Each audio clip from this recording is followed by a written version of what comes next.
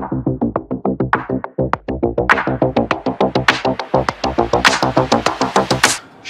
স্বাগত জানিয়ে শুরু করছি আজকের ক্লাস। আমি মাহমুদ হাসান, কোর্স কোঅর্ডিনেটর ও টিচার, রেডিয়াম সায়েন্স একাডেমি। তাহলে প্রিয় শিক্ষার্থীরা, আমরা এবার জানব ঘাসফড়িংয়ের শ্বসন কৌশল সম্পর্কে। আমরা তো আগের প্রশ্নে জেনেছি তার শ্বসনতন্ত্রের গঠন, শ্বসনতন্ত্রে কি কি রয়েছে। তাহলে এবার আমাদের এই শ্বসন কৌশলটা বুঝতে খুবই সহজ হবে। শ্বসনতন্ত্রে আমরা কি কি জেনেছি, কি কি রয়েছে। গোড়াতে রয়েছিল স্পাইরাকল, দরজোড়া স্পাইরাকল, ছিল ট্রাকিয়া বা শ্বাসনালী। ট্রাকিয়াগুলো পরবর্তীতে শাখায় বিভক্ত হয়েছে, শাখা ট্রাকিয়া। তারপরে আমরা পেয়েছি ট্রাকিউল কোষ, ট্রাকিউল কোষের থেকে সৃষ্টি হয়েছে ট্রাকিউল, এবং সর্বশেষে আমরা পেলাম ইন্টিমাবিহীন বায়ুথলি। এবার আমরা জানবো তার কিভাবে তার শ্বসন ক্রিয়া ঘটে থাকে, শ্বসন কৌশল। আমরা প্রতিনিয়ত শ্বসন বায়ু নাক দিয়ে নিচ্ছি এবং আমাদের ভিতরের থেকে কার্বন ডাইঅক্সাইড যুক্ত বাতাস বের করে দিচ্ছি। ঘাসফড়িংয়েরও একই ঘটনা ঘটে, আর এই শ্বসনটাকে আমরা বলি বহিঃশ্বসন। শ্বাস গ্রহণ, নিঃশ্বাস ত্যাগ, প্রশ্বাস গ্রহণ, নিঃশ্বাস ত্যাগ। শ্বাস গ্রহণকে বলা হচ্ছে প্রশ্বাস, আর শ্বাস ত্যাগকে বলা হচ্ছে নিঃশ্বাস। আমরা প্রতিনিয়ত পরিবেশ থেকে অক্সিজেন সমৃদ্ধ বাতাস নিচ্ছি এবং দেহে শ্বসনজাত পদার্থ ভেঙে শ্বসনিক বস্তু জারিত হয়ে আমাদের কোষে তৈরি হচ্ছে কার্বন ডাইঅক্সাইড, আর এই কার্বন ডাইঅক্সাইড যুক্ত বাতাসকে আমরা পরবর্তীতে নিঃশ্বাস বায়ু আকারে পরিবেশে ছেড়ে দিচ্ছি। ঘাসফড়িংয়ের ক্ষেত্রেও তার ব্যতিক্রম নয়। সে তার স্পাইরাকল দিয়ে বাতাস নিচ্ছে, তারপরে ট্রাকিয়া হয়ে, শাখা ট্রাকিয়া হয়ে, ট্রাকিউল কোষ হয়ে, ট্রাকিউলের মাধ্যমে তার দেহকোষে অক্সিজেন সমৃদ্ধ বাতাসটি যাচ্ছে। আবার পরবর্তীতে কোষের থেকে কার্বন ডাইঅক্সাইড সৃষ্টি হয়ে ট্রাকিউল কোষ, তারপরে আবার শাখা ট্রাকিয়া হয়ে স্পাইরাকল দিয়ে বাইরে চলে যাচ্ছে। তার স্পাইরাকল দিয়েই অক্সিজেন গৃহীত হয় এবং কিছু স্পাইরাকল দিয়েই তার কার্বন ডাইঅক্সাইড বাইরে নিষ্ক্রান্ত হয়। তাহলে চলো দেখি তার প্রশ্বাস নিঃশ্বাসের ঘটনাটি কিভাবে ঘটে। প্রশ্বাস, শ্বাসবায়ু গ্রহণকে বলা হয় প্রশ্বাস। দম নিলাম, এটা কি বলা হচ্ছে প্রশ্বাস। শ্বাস ত্যাগ করলাম, এটাকে বলা হচ্ছে নিঃশ্বাস। তাহলে শ্বাসবায়ু গ্রহণকে বলা হচ্ছে প্রশ্বাস, আর শ্বাস ত্যাগকে বলা হচ্ছে নিঃশ্বাস। আগে চলো দেখি প্রশ্বাসে কি ঘটনা ঘটে। উদরীয় খণ্ডকের প্রসারণ। লক্ষ্য করো, আমরা এই চিত্রেই খেয়াল করি উদরীয় খণ্ডক। এই উদরীয় খণ্ডকগুলো কি হতে থাকে? ফুলে যেতে থাকে, প্রসারিত হতে থাকে। আমরা যখন শ্বাসবায়ু নেই তখন কি হয়? আমাদের বুকটা প্রসারিত হয়। তারও এই উদরীয় পেশির শিথিলকরণের ফলে উদরের প্রসারণ ঘটে। ফলে ট্রাকিয়া ও দেহ অভ্যন্তরস্থ স্থান আয়তনে বাড়ে, ভিতরে স্পেসটা প্রসারিত হয়, ফুলে যায়। আর আয়তনের সাথে চাপের সম্পর্ক তোমরা জানো, ব্যস্তানুপাতিক। পি এর সাথে চাপের সম্পর্ক, ভি এর সম্পর্ক কি? ব্যস্তানুপাতিক। অর্থাৎ ভিতরে তার অন্তঃস্থ স্থানে তার চাপ হ্রাস পায় বা চাপের হ্রাস ঘটে। আর চাপের সমতা রক্ষার্থে প্রথম চার জোড়া 1, 2, 3, 4, এই প্রথম চার জোড়া স্পাইরাকল দিয়ে তার অক্সিজেন সমৃদ্ধ বাতাস তার অভ্যন্তরে প্রবেশ করে। চলো দেখি আবার এখানে কি কি ঘটনা ঘটেছে। কি হলো? উদরীয় খণ্ডকের প্রসারণ, অর্থাৎ এই উদরীয় অংশটুকু প্রসারিত হয়েছে। ট্রাকিয়া আর তার অভ্যন্তরস্থ, দেহের অভ্যন্তরস্থ আয়তন বেড়ে গেল। বাতাস ছাড়া ভিতরে আয়তনের বৃদ্ধি। এইভাবে যদি আয়তন বাড়ে তাহলে তার ভিতরে চাপ হ্রাস পায়।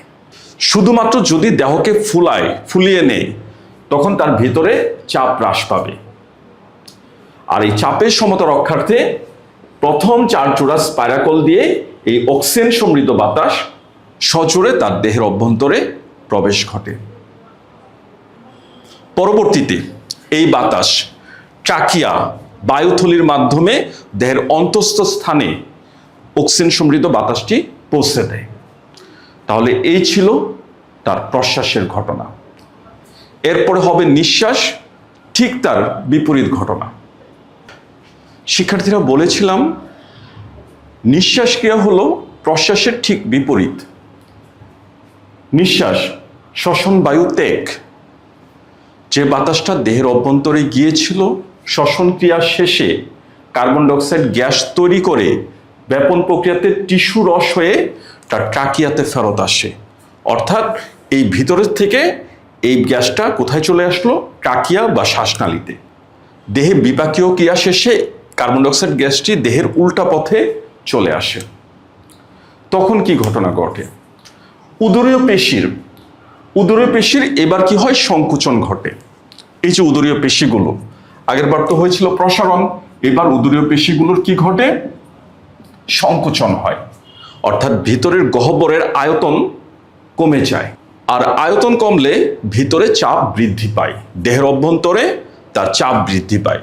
আর চাপের সমতা রক্ষার্থে শেষ 6 জোড়া স্পাইরাকল দিয়ে সজোরে কার্বন ডাইঅক্সাইড সমৃদ্ধ বায়ু বের হয়ে আসে।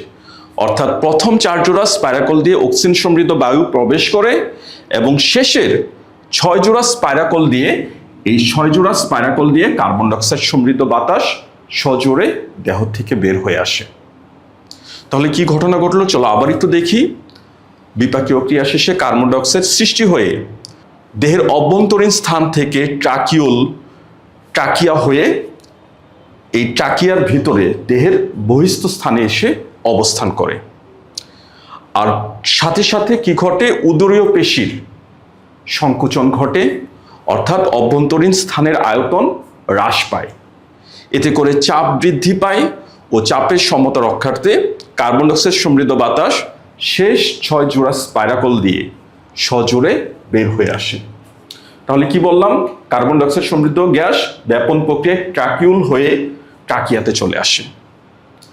উদরীয় পেশি সংকোচন, অভ্যন্তরীণ আয়তন হ্রাস, অভ্যন্তরীণ চাপ বৃদ্ধি ও চাপের সমতা রক্ষার্থে শেষ 6 জোড়া স্পাইরাকল দিয়ে নিঃশ্বাস বায়ু দেহ থেকে বের হয়ে আসে।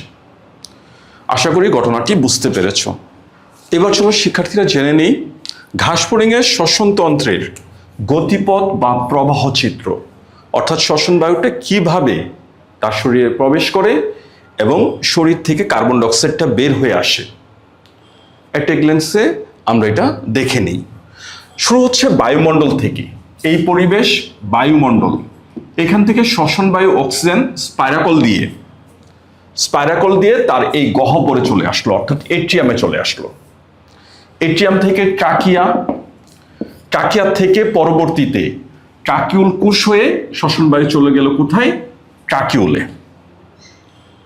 যদি দরকার লাগে এই শ্বসন বায়ু বায়ুথলিতে জমা রাখে। যাই হোক, ওই শ্বসন বায়ু অক্সিজেন চলে গেল পরবর্তীতে কোথায়? দেহকোষে। দেহকোষে গিয়ে কি হবে?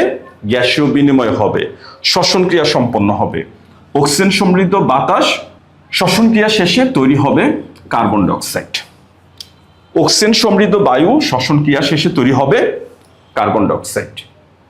অর্থাৎ স্মৃতিশক্তি ভাঙবে, শক্তি তৈরি হবে, সেই সাথে তৈরি হবে কার্বন ডাইঅক্সাইড।